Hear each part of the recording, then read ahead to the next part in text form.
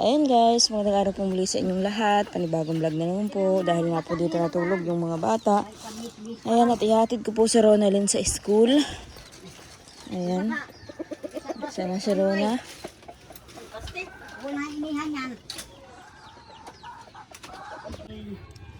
Ayan guys. Si Tutoy ay medyo inuubo pa po. Si Rona po ang mapasok. At si Kuraho po ay hindi po makakapasok ngayon at kasama po ni Dagay sa Villa Aurora, kasama si Dagay. At hinatid ko nga po kagabi at nalimutan po yung gamot. Kaya hinatid ko po si Kuraho. Sabi ko kay Kuraho ay siya na muna ang kasama ni ate niya at hindi man po ako pwedeng magtulog doon kay Lolo Bading kasi nga po may mapasok yung itong si Rona. Tapos si Tutoy hinahapo pa binuubo.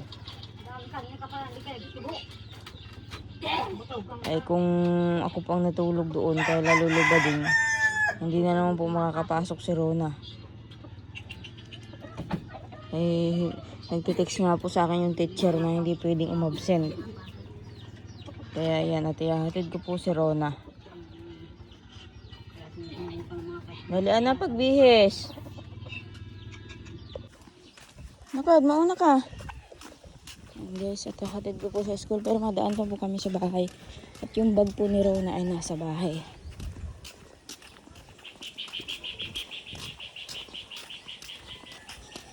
Ayan. Pag ganyan maulan, hindi na po sila sa sapatos. Tama na po yung tsinelas.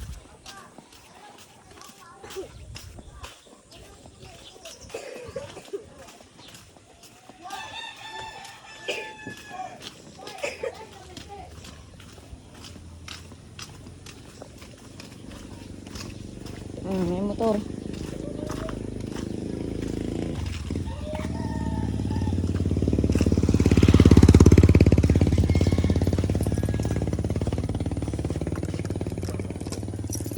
Mamaya, pipihit ko lang. Ayan guys, hatid ko na po si Rona. Hawak ko mo ito. Ganyan.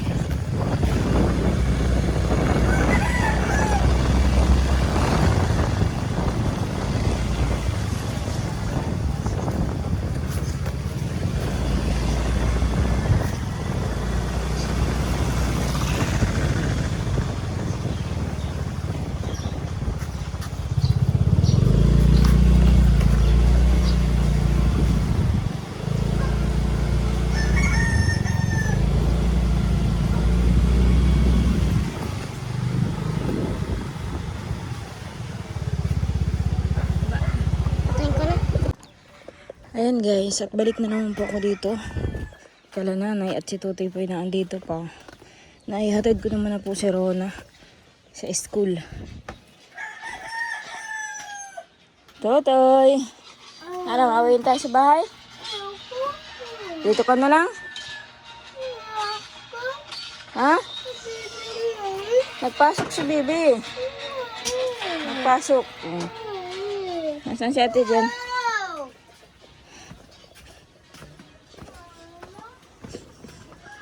Mamaya naman po ay pupuntahan ko po si Dagay na andoon kay Laluluba din sa Kasikurahaw. Si nanay? Ito dyan? Naroon sa malaking bahay. Nagaano? Tinanto yung baboy mo. Tinitingnan? Oo. Akin na yung mga ano dyan. Dala ng ano ni Tutoy.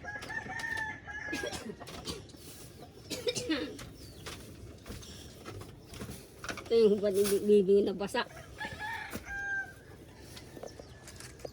Masama ka ate dyan? Bahay? Ha? Masama ka? Ha? Ay, walang babantay sa manok. Ang silid mo dito. Itlog pati yung manok kayo. Sarado mo. Ha?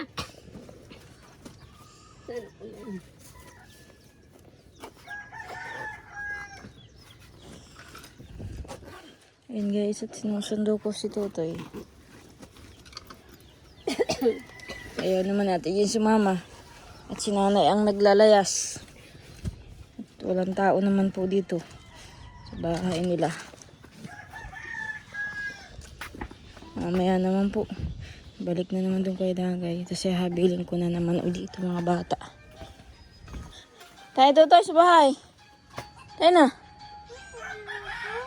Masakay tayo. Tayo na sa bahay. Tayo na. Ate, dyan yung mga gamot nito. Nandito na. Nandiyan na bagalagay na meron na ay. Tayo na. Ay, pera din kayo. Ha? Tayo na sa bahay. Lakad.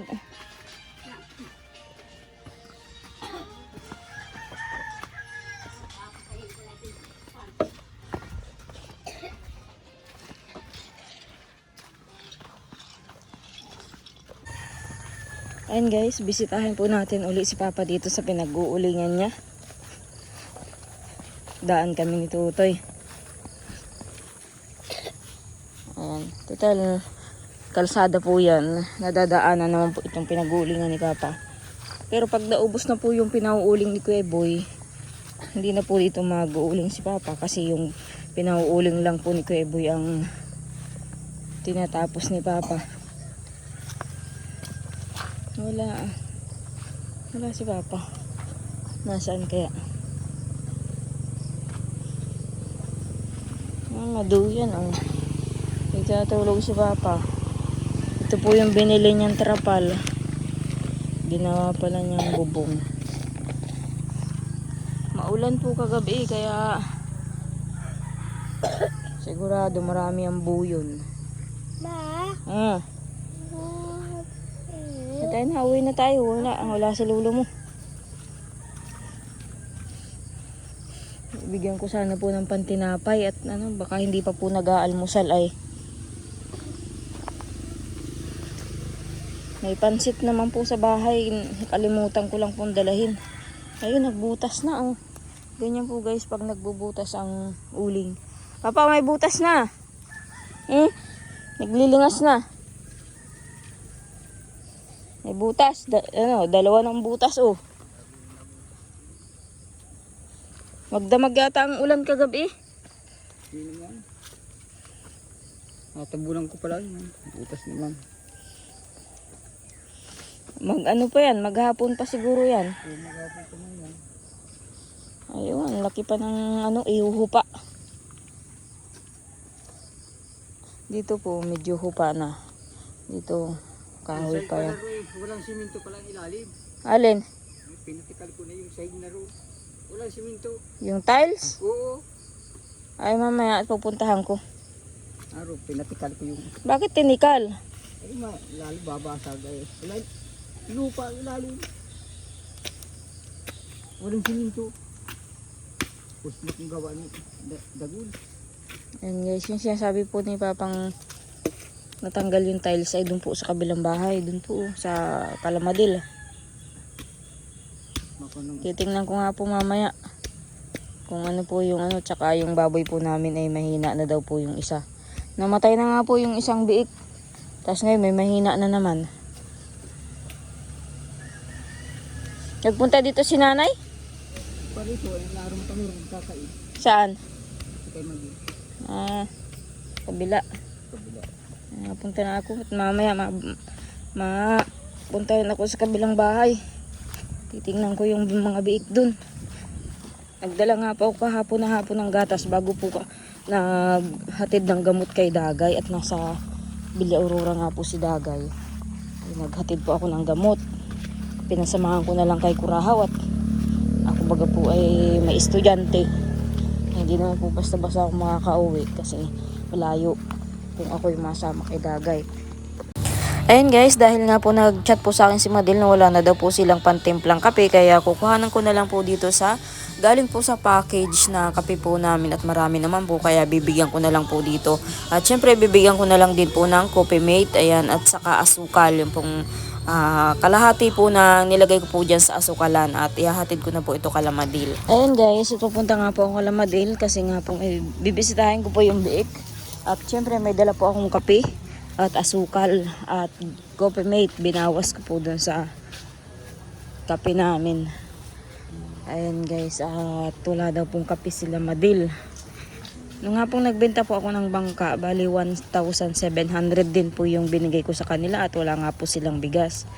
Alam nyo naman po na wala pong trabaho si Romel, yung asawa ni Madil, kaya binibigyan ko na lang din po. Ayan, bisitahin po natin yung mga biik. At may isa daw pong mahina. Mahina na.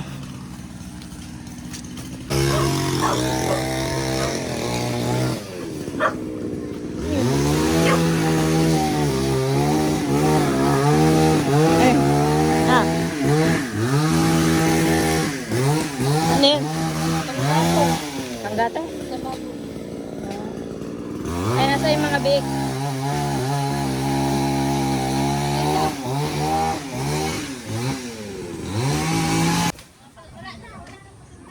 Ayan guys, pinuputol ni Papa yung kahoy, panggatong daw po. Panggatong dito sa babuyan, pampausok.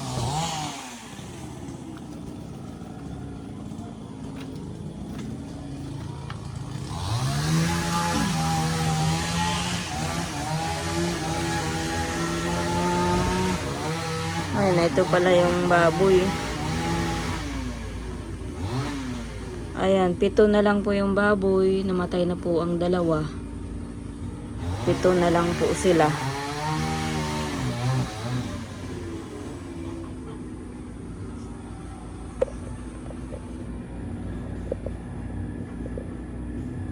At nag-chat nga po sa akin si Madil na yung isa po, yung pinakabunso, ay namatay nung isang araw. Tapos ngayon naman, nanghina na yung isa. Ngayon namatay na. Namatay na uli. Bali, 2 na yung namatay. Sabi din naman tuturo kayo, hindi tatagal yung isa at mahina. Ay, hindi tatagal lang. Tinuro kayo, sabi ko isa lang daw, mahina talaga daw yung isa, hindi tatagal. Yung babae daw dyan, gawin mo na daw inahinin at maganda daw. Sabi mo magtuturo. Takot na magpaturo ka hinahin. Takot na? Dala na daw. Kailangan daw palitan mo ng inahin, sabi mo magtuturo. Kaya yung babae daw dyan, gawin mo ng inahinin. Marami daw magtuturo. Sabi yung tinuro ko na sa katatos na. Alin? Awas-awas. Maawas ang dugo.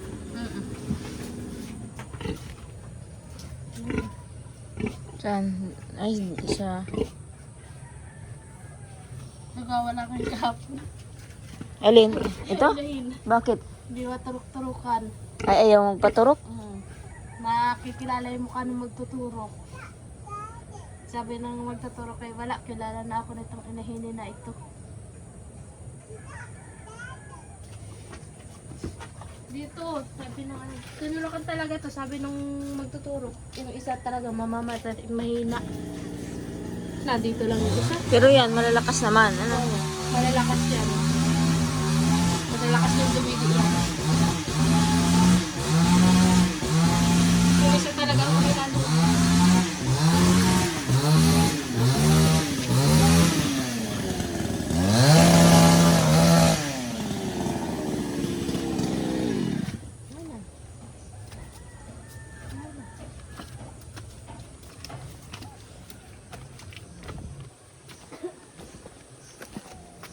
Oh, ba't dadalawa na lang to? Ay, naroon pala. Oh. So. Mangingitlog na rin kamo yan. Nagbabarako na silang apat. Ah, baka mangitlog na ano. Yan, yan. Saan ba yan ang ngingitlog? Sa mga tubig-tubig din? Hindi. Yung mga ganyan, nagdayami. Ah, sa dayami. Nangangalat. Kaya at mahirap yan kung saan ang itlog. Nangangalat sigurong itlog mo pag yan ay Hindi nangitlog mo. man yan. Nasa isang itlog lang. Yan dalawa. Tapos yung dalawang yun din ay nag-aasawa kung din yun.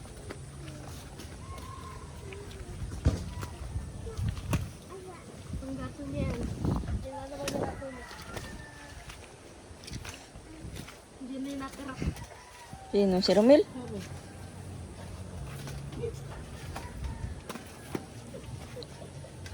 Ah, si Jason.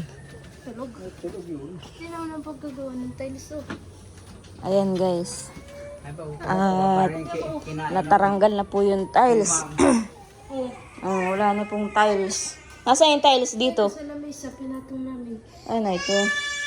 Basag-basag na nga yung iba niya, no? Tinanggal na po nila Madil at baka po lalong mabasag. Ay, may basag na ngayon, oh. Oh. Oh.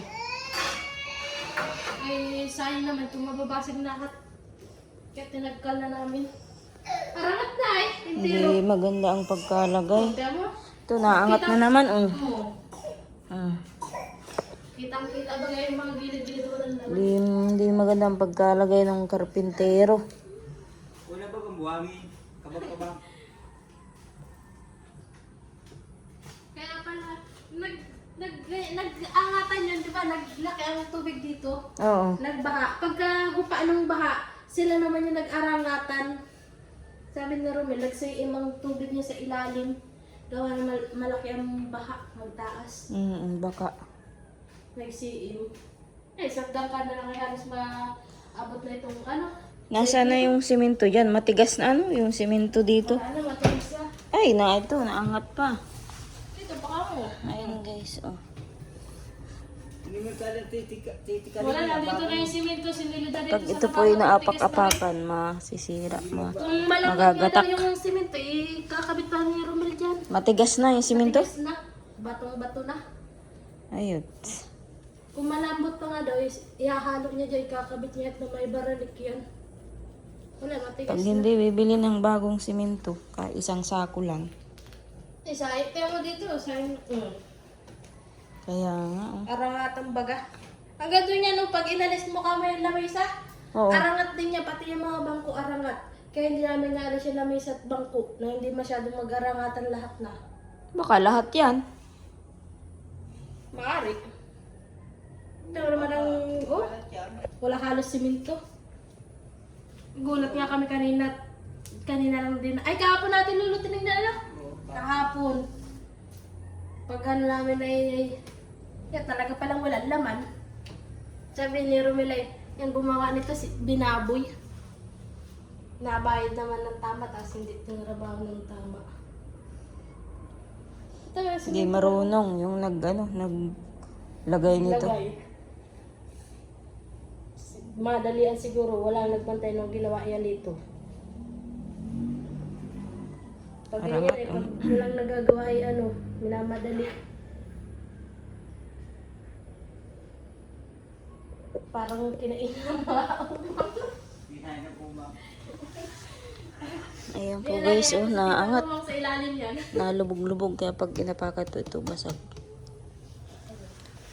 Wala na. Siguro, lahat ito. Yan, sa Ito kanya pa. na isa. Ayan oh. Nag-aarat din yan.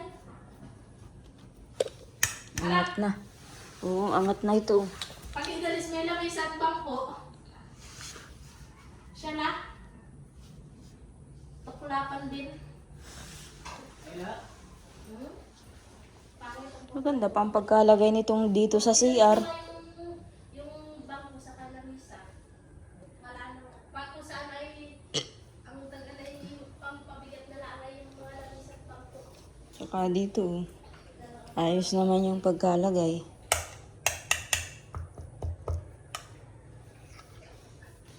Pero dito, nagtitikalan dito sa sahig. Ito po. Ayan, tikal na. Para pang walang laman. Walang laman.